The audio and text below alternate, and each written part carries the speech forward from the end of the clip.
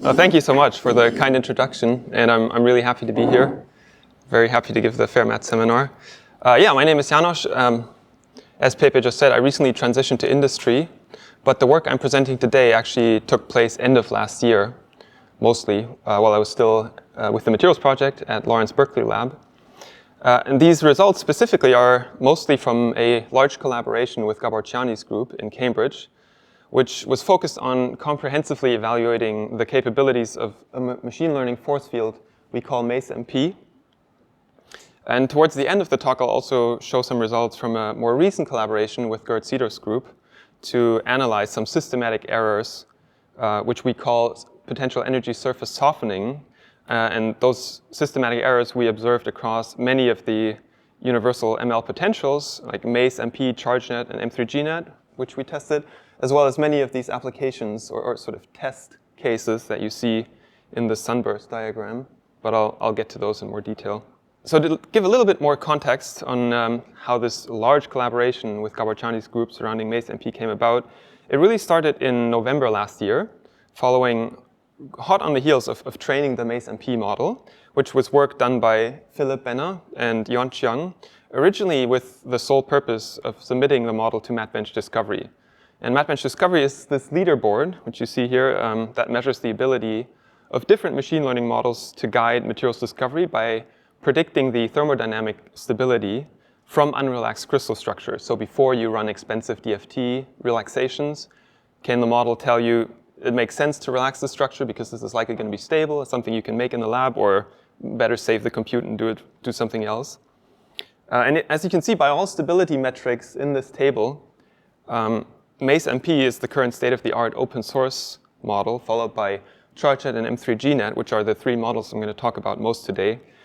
There is quite a big divide between those three and the next models, and that is mostly from the top three being force models. So they're trained on both energies and DFT forces, whereas all the ones below are energy-only models. And as it turns out, the more training data you use, the better your model, of course. So it just makes sense to regularize your model with any kind of physical data that you have as ground truth. So encouraged by the excellent performance on just energy predictions in Matbench Discovery, we and several other people in Gabor's group started testing this model on other use cases that were completely different from materials discovery, and we found surprisingly decent performance, which led us to try the model in as many different areas as possible to try and fully understand its abilities and also its limitations. And in the pursuit of that goal, the next 2 months turned into a very hectic time because more and more people had heard about the model. It was already open source by that point. Everybody could download and use it.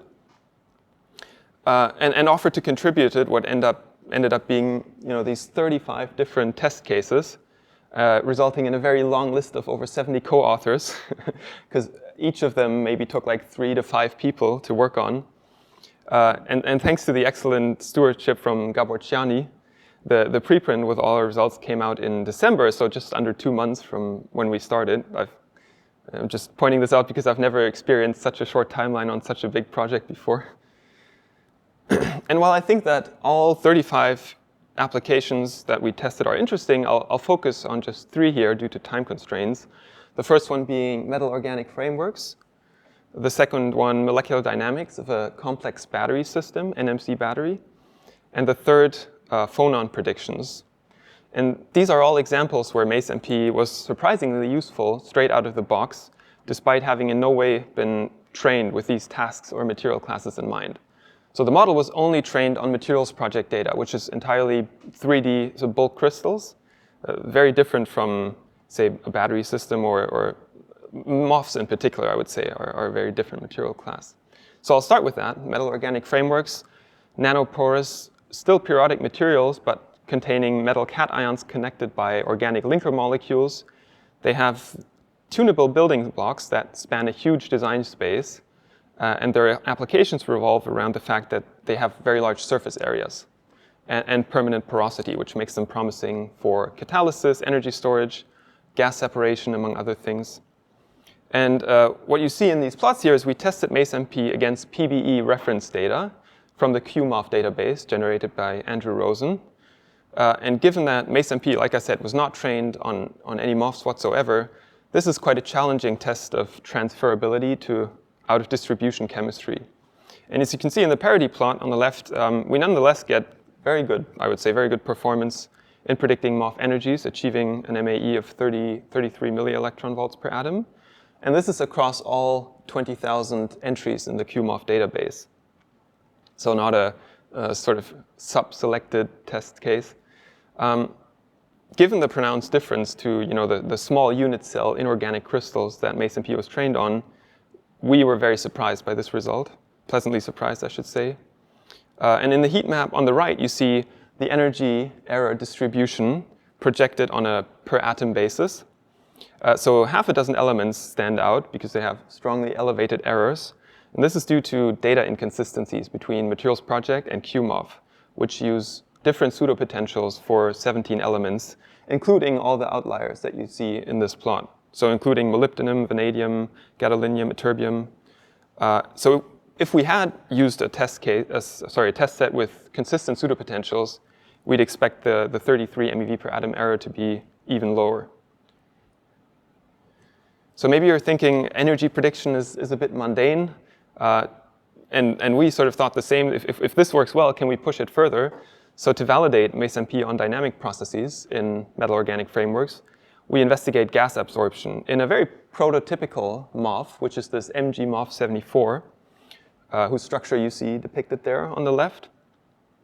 And MG-MOF74 has been extensively studied for exactly this kind of process, selective CO2 adsorption, which works well because the coordinatively unsaturated metal sites enable chemical bonding interactions between these metal atoms and the CO2 absorbate, which was an interesting test case for us because it's well known that this is hard to capture by non-reactive classical force fields.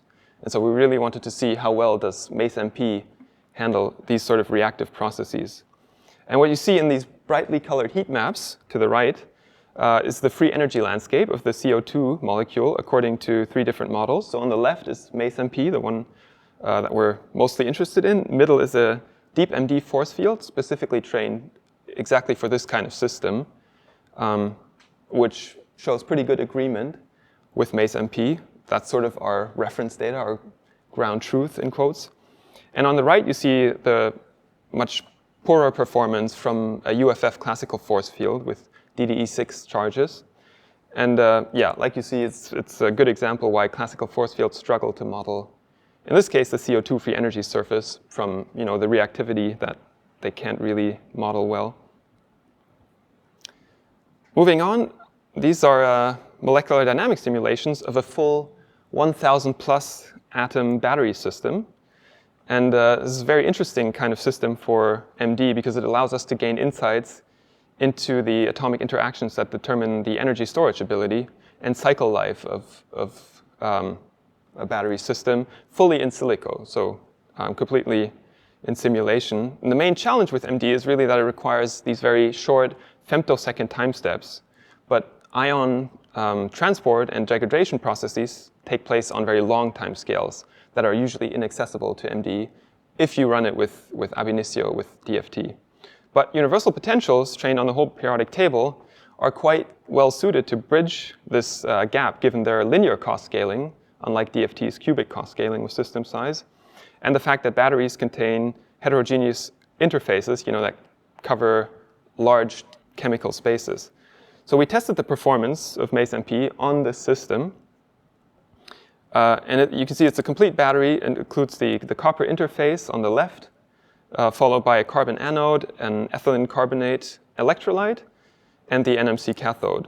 And before I play this animation, it's actually a video, I'll just briefly ask each of you to sort of think about what you expect to happen in such a simulation, bearing in mind that with other models we've tried, this kind of system just explodes or shows some kind of highly unphysical behavior within picoseconds of starting the simulation.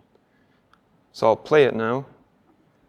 And again, this simulation contains over 1,000 atoms, 9 different chemical elements, and that results in a huge variety of possible atomic configurations that the model all needs to be able to handle reliably in order to get the to not derail the simulation, so to say. And this is an NVT MD with, we added D3 dispersion corrections. It runs at 500 Kelvin. And yeah, previous work studying the system found that even just modeling the neat solvent with an ML potential is quite a challenging task due to very weak molecular interactions, that usually aren't captured very well. On the left here is the final snapshot of the video from the previous slide of the NMC battery after 150 picoseconds of simulations. And a few things to highlight here are that you see these gray isosurface small molecules that show degraded solvent in the electrolyte, as you'd expect from cycling a battery. And also, as you'd expect, we see substantial amounts of CO2 and H2O being generated, as well as oxygen atoms that originate from the cathode, which flowed into the electrolyte. So these are all sort of reasonably physical processes that we'd hope to see. And on the figure on the right, that zooms into the cathode electrolyte interface, which shows some trapped salts and solvent molecules which are chemisorbed to the surface. And this possibly demonstrates sort of the very, very early stages of SEI formation, solid electrolyte interface, which would be a major accomplishment for an ML potential. I say possibly because it's probably going to take much longer timescale simulations to really show this. 150 picoseconds is maybe too short to see SEI. But the good news is 150 picoseconds with this model is not a stretch. Even for like a small academic group, you don't have to be a big tech company to use like 10x the compute budget that was used in this simulation. And that could feasibly let you simulate for nanoseconds or even longer. And again, this model was not tuned for battery simulations in any way, yet is robust enough to run 1,000 atom plus simulation with 9 different elements and showing, at least qualitatively correct behavior because we don't really know the ground truth here. We can, in fact, go one step further, though, and demonstrate some quantitative agreement with a bespoke MACE model, so same architecture, but specifically trained exclusively on reference data from PBE for EC solvent mixtures, so just the central part of the animation that I showed on the previous slide. And the bespoke model here is shown in orange versus MACE-MP in blue. And again, we're only simulating the neat solvent here, so the bespoke model has an easier job. But as you can see in the left plot, the diffusivities of the two simulations quite closely agree. And the right plot shows the densities over time, where again, both models give at least similar results, but if anything, the universal model in blue is a bit less erratic over time, which demonstrates that MACE-MP can either reproduce or maybe even outperform a system-specific model out of the box. Okay, moving on to the third test case that I want to talk about, which are phonon predictions.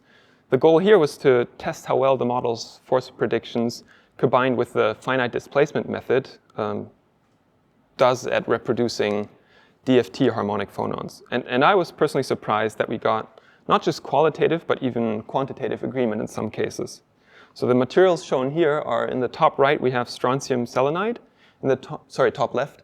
In the top right, we have barium titanate, and then CH2 on the bottom. And just to be fully upfront, these are 3 examples of what particularly good phonon predictions from MACE-MP look like.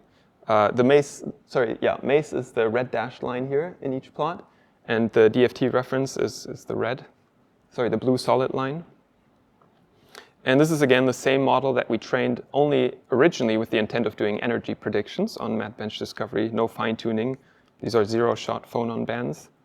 The only issue that you can even notice on these good example cases is that the machine learning phonon frequencies are always a little bit lower than DFT. So like it's slightly downshifted in all cases, which is a result of the restorative force that pushes atoms that are displaced in the harmonic phonon workflow from their equilibrium positions. Those are too small. And so the frequency that you measure from atom displacements is also too small. Here's another example of what a particularly bad material looks like. So this is the failure case here is indium iodide. And maybe 30 to 40% of materials look more like this one. So this is probably among the worst, but you can imagine a full spectrum of stuff that looks somewhere in the middle of what I showed before and this guy. But I will say the performance here can probably substantially be improved, since neither the model architecture nor the training data nor the training procedure were in any way tailored to predicting phonons. It's really purely a side effect of training a good energy model that we also get decent phonons in some cases, which is great news, in my opinion, because even at the current performance, even with this model, it has the potential to significantly improve the success rate of machine learning guided materials discovery, since phonon predictions allow us to account for dynamic stability. And this is a completely new variable, which pure thermodynamic stability screening didn't even consider before. So it's possible that your material is on the convex hull, it's thermodynamically stable, but because you're on a saddle point in the potential energy surface, your material would just disintegrate into some other structure when you actually try to make it in the lab.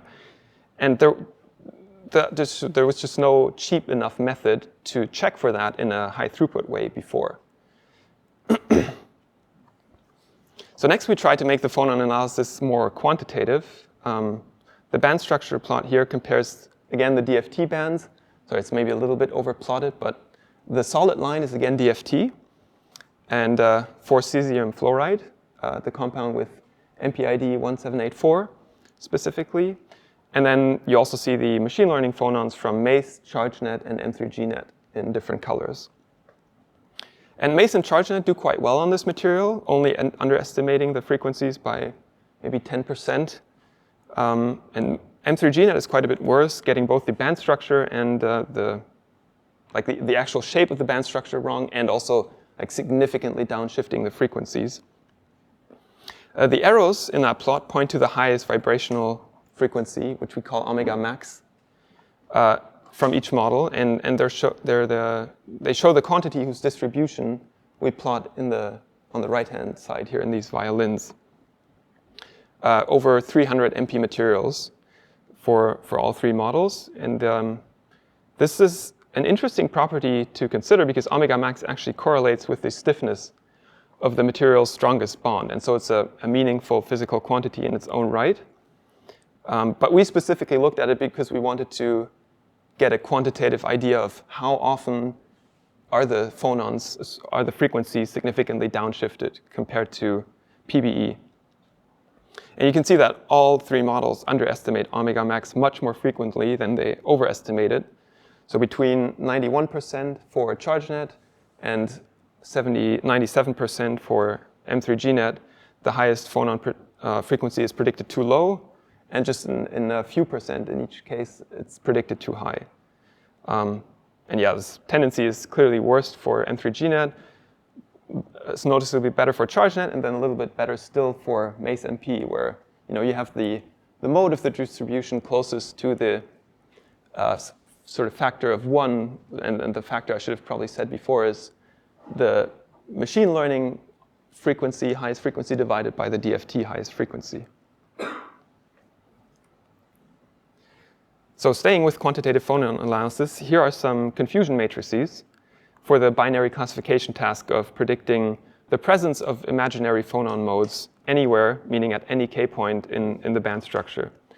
And we use a tolerance of 0.05 terahertz here, which means that any frequency above minus 0.05 is not considered imaginary, just to account for numerical accuracy.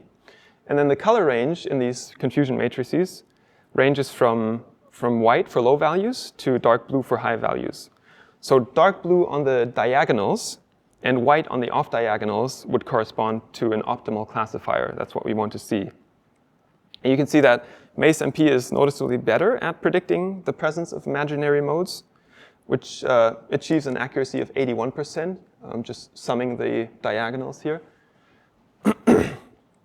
compared to 65% for CHGNet, 70% for M3GNet. This is one of the rare cases where M3GNet outperforms CHGNet, interestingly enough.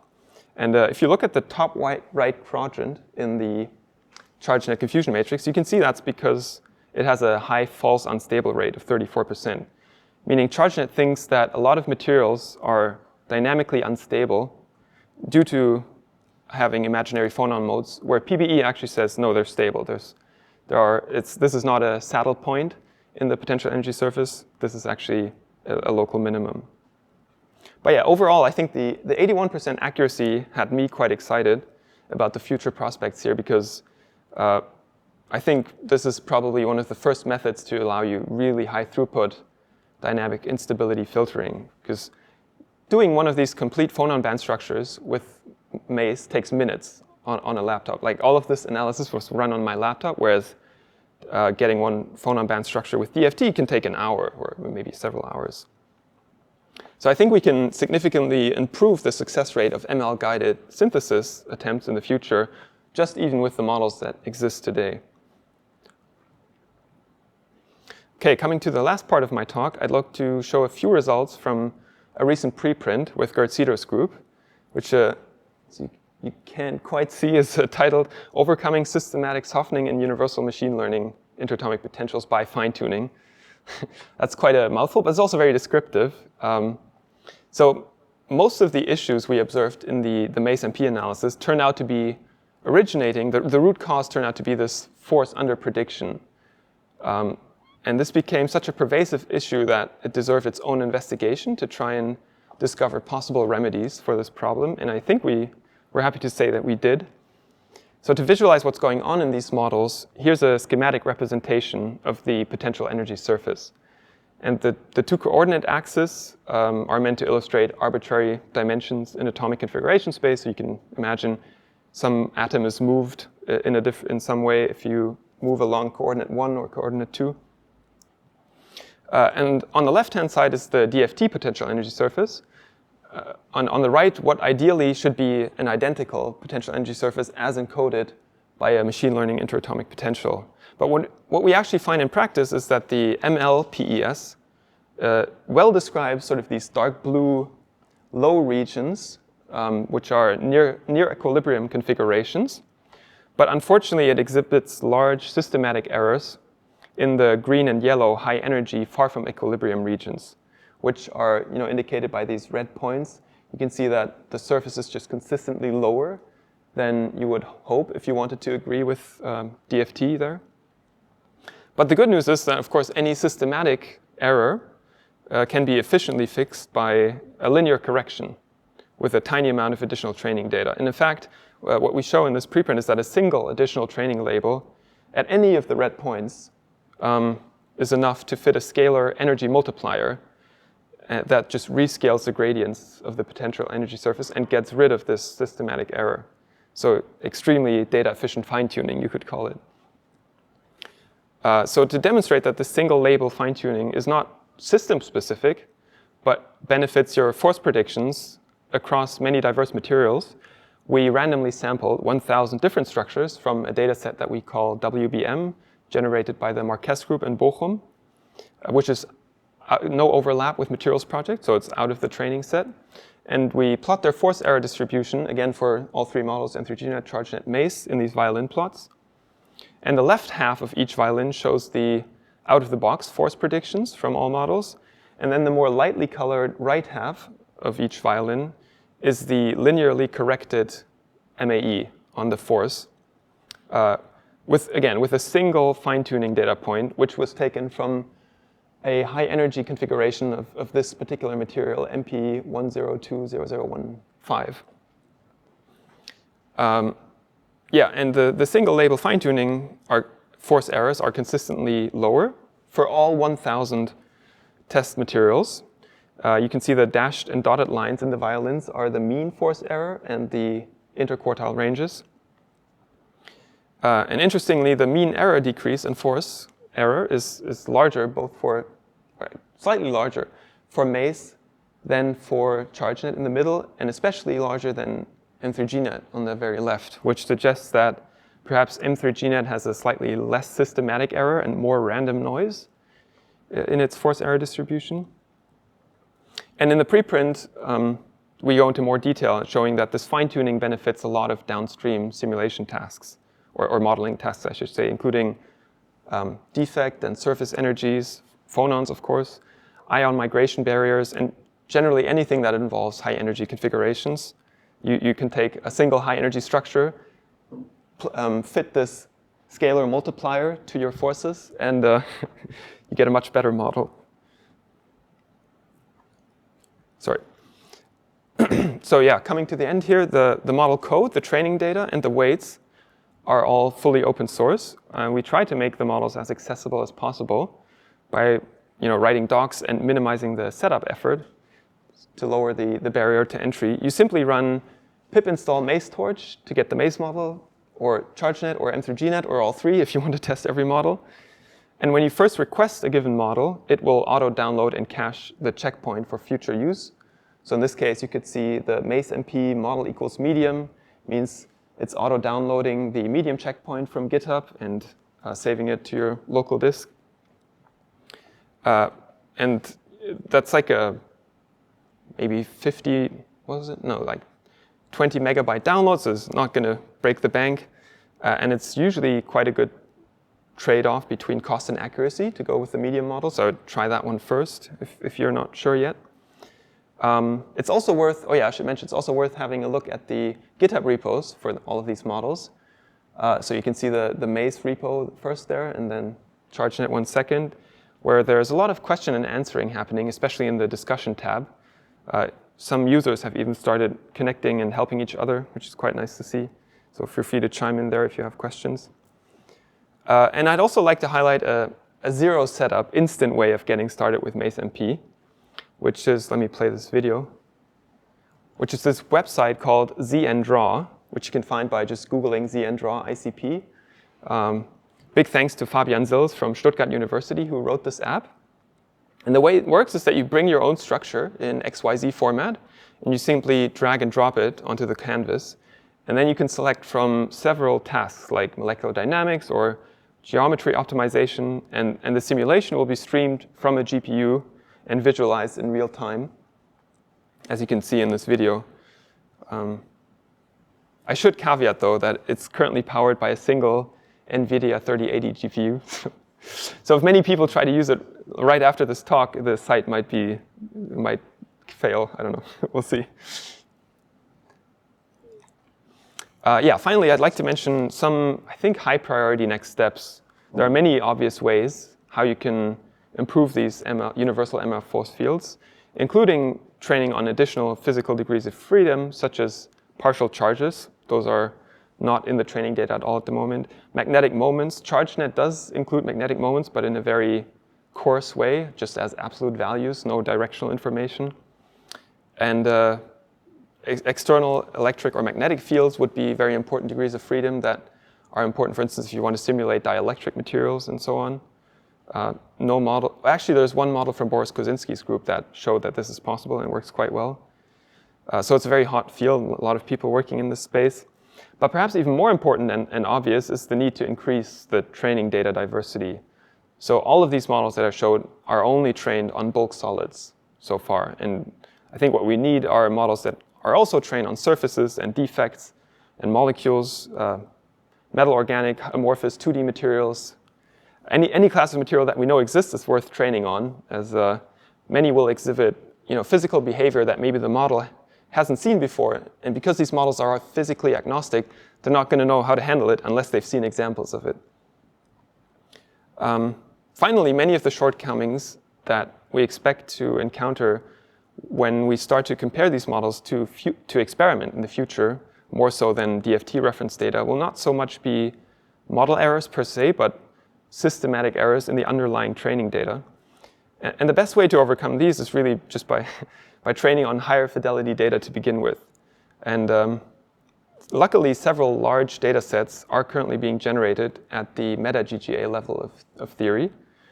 This includes a complete rerun of Materials Project with R2scan and using newer VASP 6.4 pseudopotentials, which promise improved accuracy. And another data set I would like to point out is called MAT-PES for potential energy surface. And this comprises several hundreds of thousands of R2scan static simulations, specifically for far from equilibrium structures. So ones that should help overcome this PES softening issue that we point out in the preprint.